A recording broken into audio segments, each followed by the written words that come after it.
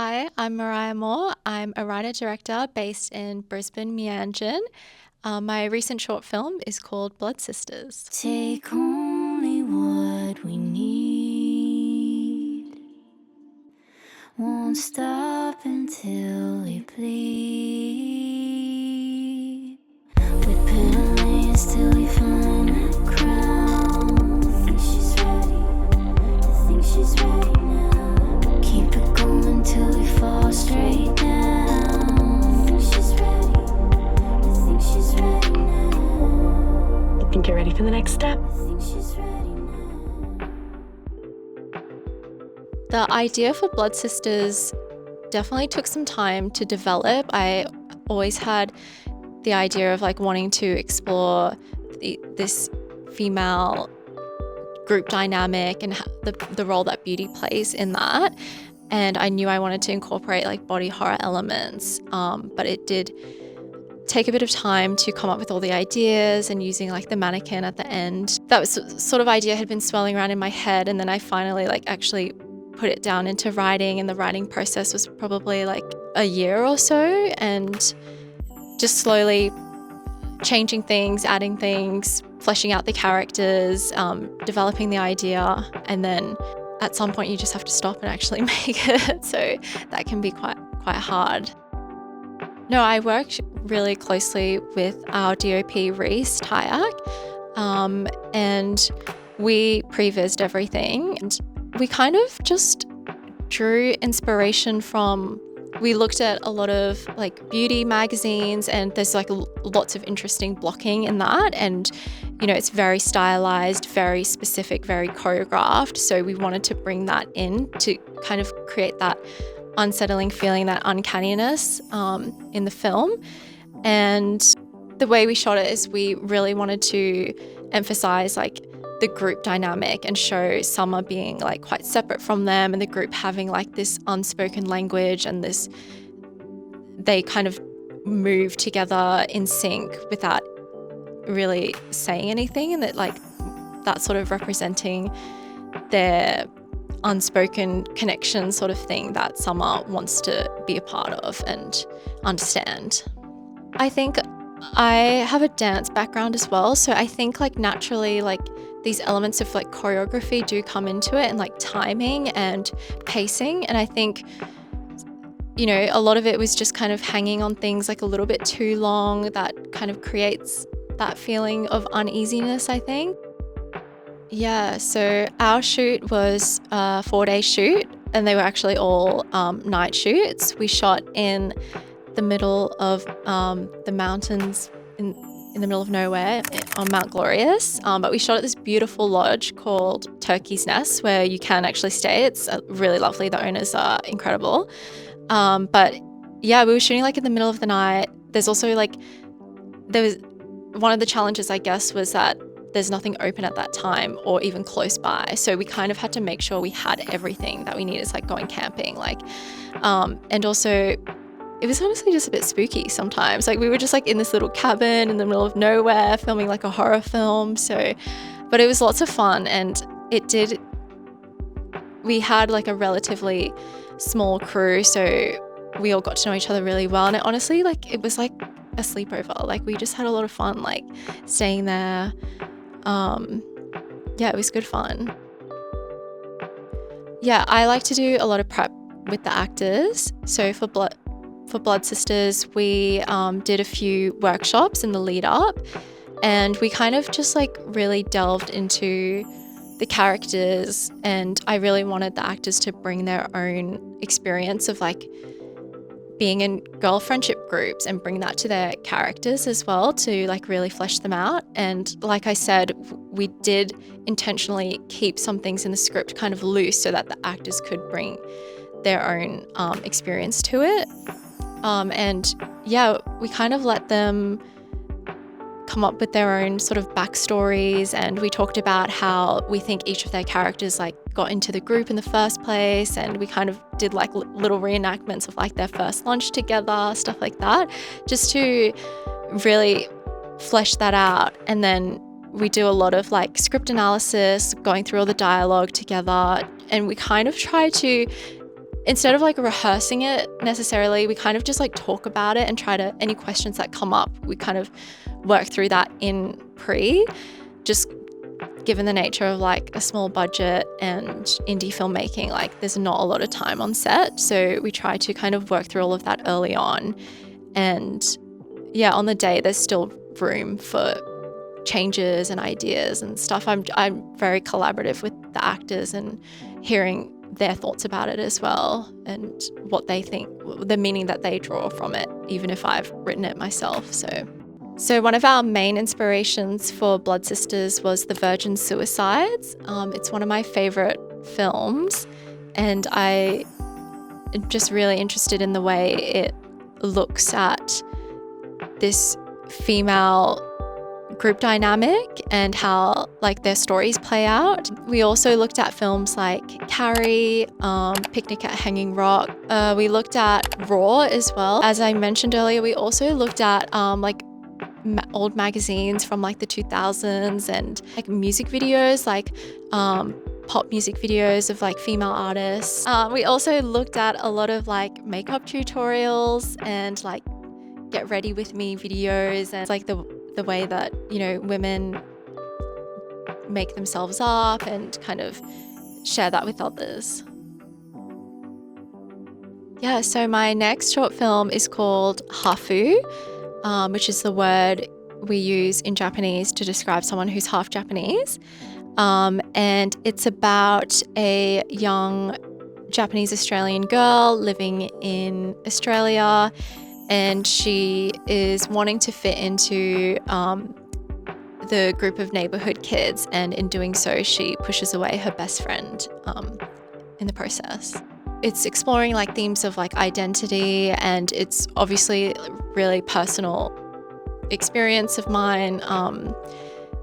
It's actually like probably, it's kind of daunting because it's really vulnerable for me, and I don't think I've like quite done anything like this that feels so personal. So it's been quite scary, but also like healing in a way.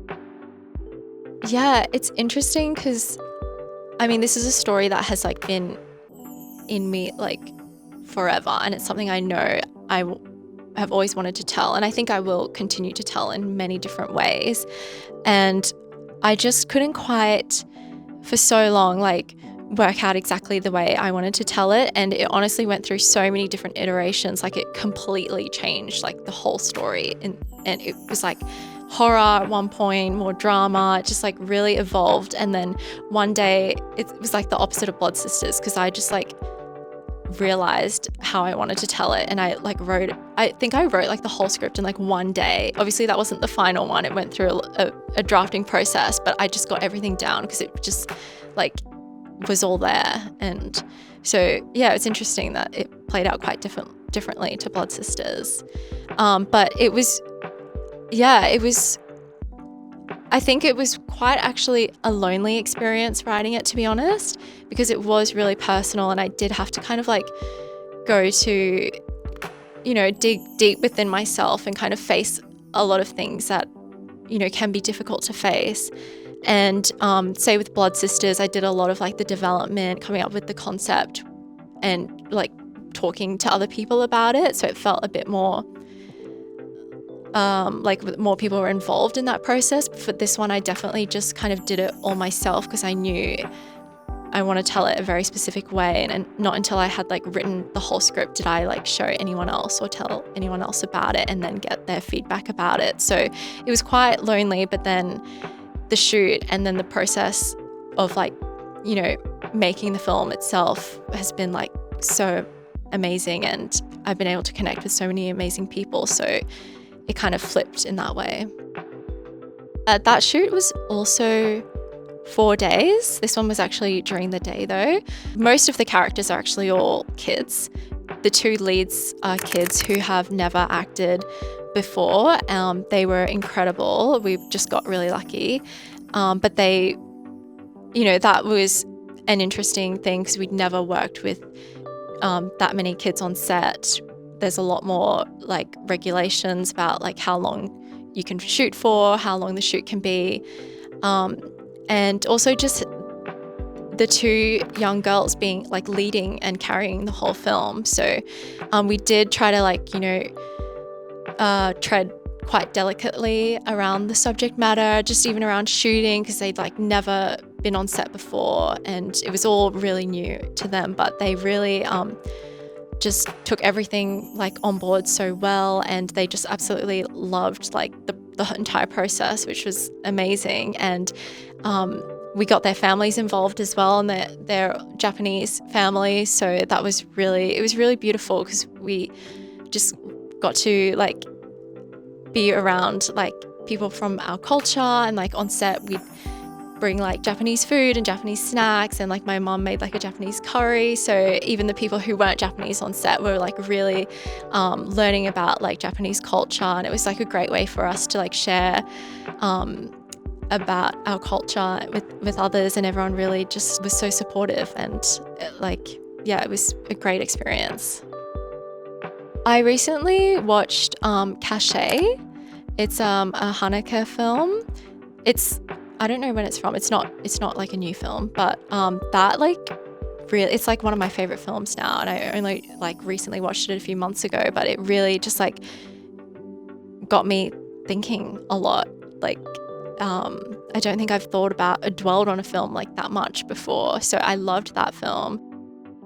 Cronenberg would be a huge inspiration of mine. I'm obviously love body horror, very inspired by it. Crash would probably be my favorite one of his. I also love like all of Julia Ducournau's work, including her short Junior, which I feel like a lot of people have seen Raw and Titan, but her short was like incredible as well. I'd recommend that. I love Koreeda. He's a Japanese director. Nobody Knows was a big inspiration for HAFU, actually. That film like absolutely destroyed me. I also love Andrea Arnold's Fish Tank. Love that film. This is not a film. Oh, it's a film. Sorry, it's an animation though. I love Perfect Blue. The animation's so beautiful, and there's some really cool shots in there that I think can be inspirations for like live action. I mean, Sofia Coppola, all of her films. That's sort of like what got me into filmmaking, and I feel like that's kind of like a rite of passage for a lot of like female directors. But I don't have like a solid concept or anything, but I would absolutely love to do some sort of feature film that covers that is set in both Japan and Australia, and like really explores in depth like that dual identity thing. As I said, I think that's something that I'm always going to keep like wanting to tell stories about, but I'd absolutely love to do that, and just kind of showing like being out of place in both places. And well, right now we're working on Blood Sisters feature version, but yeah, I think they would probably be some dream projects. I mean, just to do a feature would be a dream, really. So yeah, I think just more unconventional films and stories would be really cool. And just taking a chance on things that, like the types of stories that aren't usually told, and maybe people are a bit afraid that it's not gonna find a market for, but I think that there is a want for those kind of films, and especially in the Australian landscape. I think also more support, funding, initiatives. I don't think there's ever enough. I think, there's always more opportunities that we can support emerging filmmakers, people from minority groups, because that's where the best stories come from. And I think, it's a hard industry to be in, so any support is like so valuable. Yeah, you can follow HAFU on Instagram and keep up to date with how we're going with that. It's at HAFU, HAFU.film on Instagram. I'm on Instagram. Oh, I hate this. I absolutely hate this. like and subscribe. Follow 44 Clovers. Don't follow me, please.